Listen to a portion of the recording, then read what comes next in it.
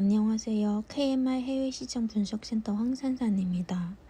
주요 국수산식품 라벨링 제도 웨비나의 두 번째 시간입니다.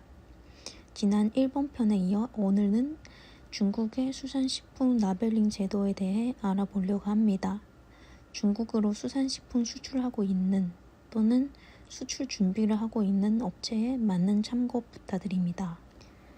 우선 중국의 전반적인 수산식품 라벨링 여건에 대해 알아보고 실제 중국에서 판매되는 제품의 라벨 예시를 살펴보겠습니다.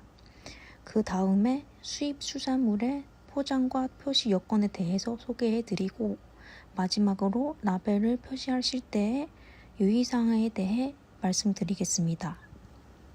먼저 수산식품 라벨링 여건에 대해서 알아보겠습니다.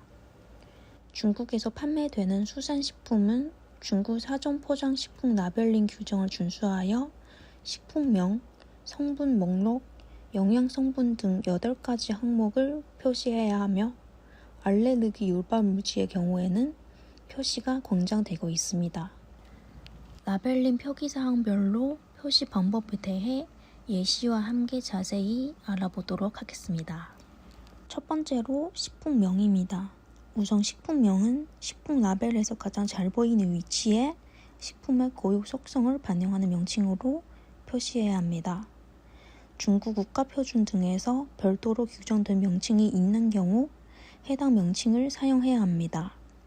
별도 규정된 명칭이 없는 경우 소비자가 오인, 혼돈하지 않도록 일반적, 관용적으로 사용하는 명칭을 표시해야 합니다. 오른쪽 예시를 보시면 중국어로 어묵, 긴, 일반적인 명칭을 사용해 표시하고 있는 것을 알 수 있습니다.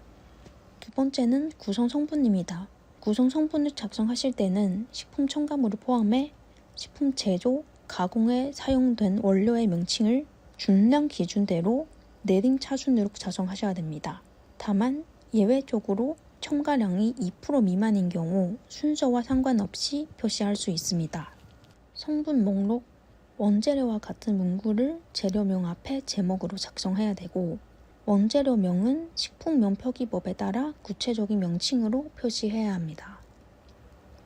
오른쪽의 예시를 보시면 앞에 한자로 원재료라고 제목을 적고 식품 성분을 나열한 것을 확인하실 수 있습니다. 두 번째 예시에는 복합 성분 표시를 확인하실 수 있는데요. 2가지 이상의 성분으로 구성된 복합식품의 경우 복합 성분명과 함께 복합 성분의 원재료를 괄호 안에 표시를 해야 합니다. 여기 예시에는 냉동 오육 제품을 표시하고 괄호 안에 명태, 실고리동 등이 표시되어 있습니다. 다음으로 알레르기 유발물질 표시 방법에 대해 알아보겠습니다. 중국 사전포장식품 라벨링 규정에 따르면 알레르기 유발물질은 의무 표시 사항이 아닙니다. 생선, 갑각류를 포함한 8가지 물질이 포함되어 있을 경우 식품의 성분 목록에 가깝게 표시하는 것을 권장하고 있습니다. 오른쪽 예시를 보시면 성분 목록 하단에 알레르기 유발물질이라고 제목을 표시한 뒤 제품에 생선, 대두 기반 단백질 등이 포함되어 있음을 표시하고 있습니다. 다음으로 영양성분 표시 방법입니다. 영양성분은 100g, 100ml 또는 1회 제공량을 기준으로 영양소별 함량 정보와 영양소 기준치별 함량을 100분율로 표시해야 합니다. 중국은 필수로 표시해야 하는 영양성분은 열량, 단백질, 지방 등을 포함하여 총 5가지가 있습니다. 또한 영양성분의 함량은 표 형식으로 작성해야 합니다. 다음은 순준량 및 규격입니다. 우선 순준량은 식품 준량을 밀리미터, 리터, 그램, 킬로그램 등의 적절한 단위로 표시해야 하고 식품명과 동일한 포장면에 표시해야 합니다.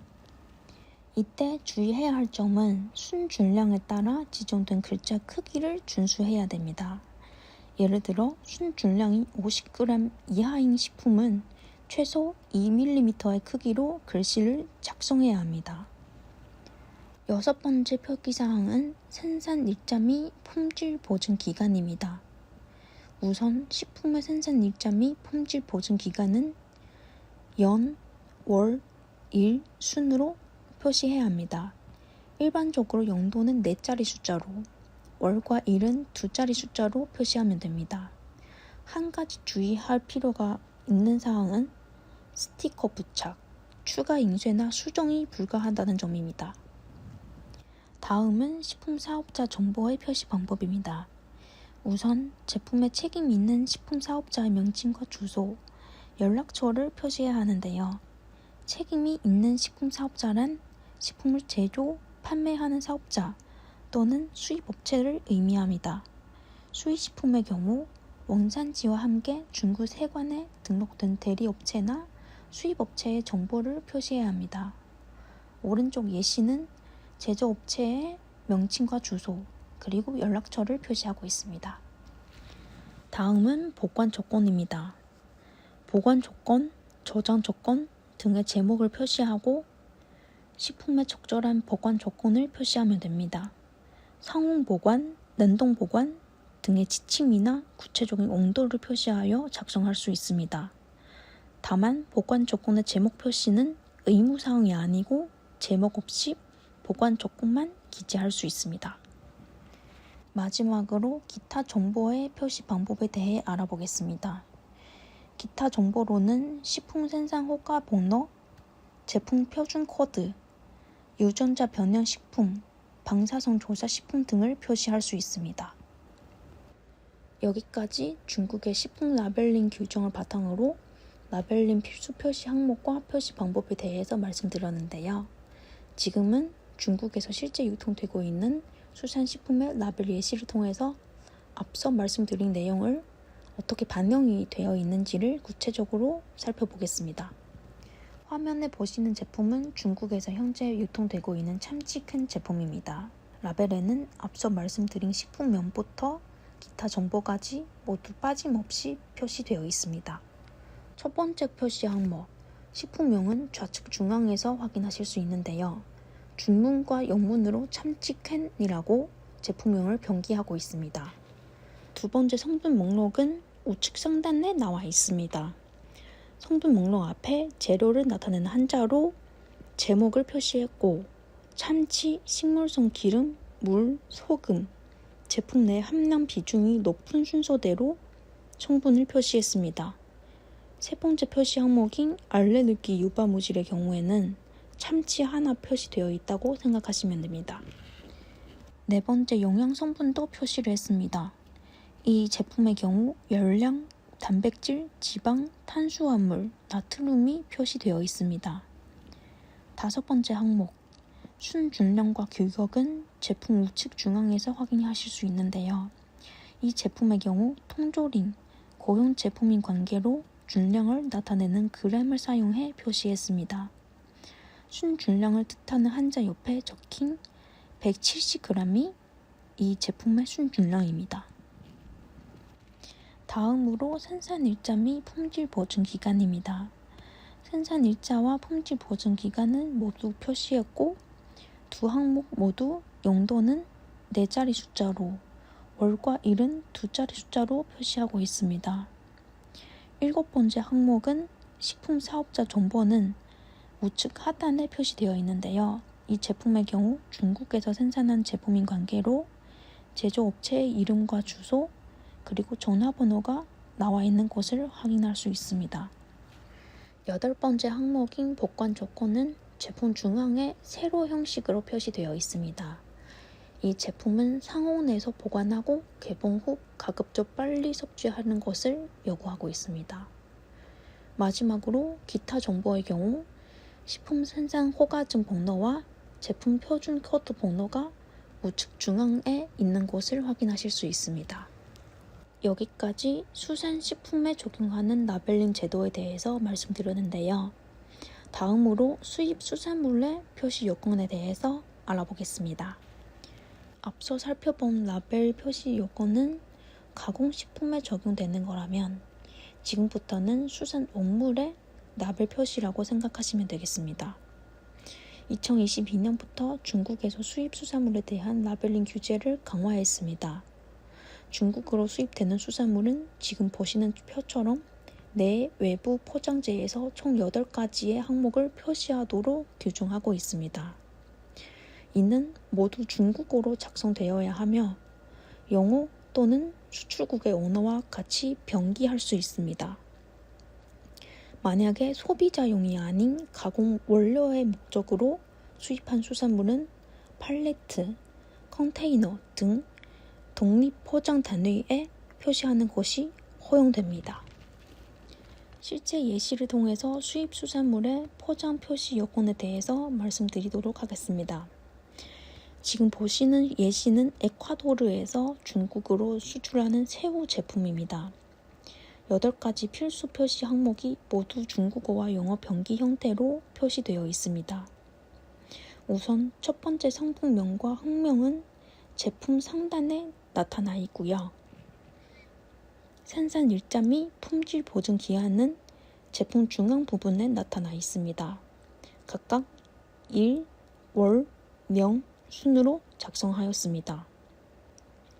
그리고 제품 중앙에 보관 조건과 노트 번호를 확인하실 수 있습니다. 생산 지역 및 방식은 제품 하단에 표시되어 있습니다. 제품의 원산지 국가, 생산 해역, 방식을 모두 빠짐없이 표시되어 있습니다. 이 제품은 에콰도르 과야킬 해역에서 양식으로 생산된 제품인 것을 알 수 있습니다. 6번째 항목인 식품업체 정보입니다. 생산, 가공 공장의 이름과 주소, 그리고 중국 해관 총소에 등록된 시설 번호가 표시되어 있습니다. 7번째 항목인 목적지는 제품 하단에 중국이라고 표시되어 있고 제품의 크기, 수량, 순준량 등의 규격도 확인하실 수 있습니다. 마지막으로 중국의 라벨링 제도와 관련한 유의사항을 다시 한번 짚어보도록 하겠습니다. 먼저 수산식품 라벨은 중국어로 표시해야 하고 한국어와 중국어 병기는 가능합니다. 또한 필수 표시 항목은 눈에 잘 띌 수 있도록 최소 1.8mm 이상의 글자로 표시해야 합니다. 또한 식품명, 성분 목록, 영양 성분을 포함한 8가지 항목은 의무 표시 사항이고요. 알레르기 유발 물질은 생선, 감각류를 포함한 수산식품의 경우 광장 표시하고 있습니다.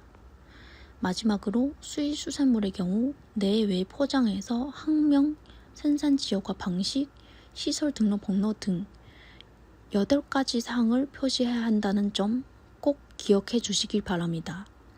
이 부분은 수산 원물에 적용하는 표시 기준이긴 하지만 최근에 중국의 수입 통관이 강화되고 있어서 일부 지역에서 조미김 등의 가공식품을 통관할 때도 해당 사항들을 체크하고 있다고 하니 수출할 때 많은 주의가 요구됩니다. 지금까지 KMR 해외시장 분석센터에서 준비한 중국 수산식품 라벨링 가이드를 살펴봤습니다. 보다 자세한 내용을 확인하시려면 저희 수산물 수출 정보 포털에서 자료를 다운받아 보실 수 있습니다. 본 자료집에 더 자세하게 각 항목에 대한 설명이 있으니 많은 활용 부탁드립니다. 그리고 수산물 수출에 궁금하거나 애로사항이 있으신 경우 화면에 보이시는 연락처 또는 이메일 주소로 문의하시면 친절하고 자세한 안내를 받으실 수 있습니다. 영상을 시청해주셔서 감사합니다.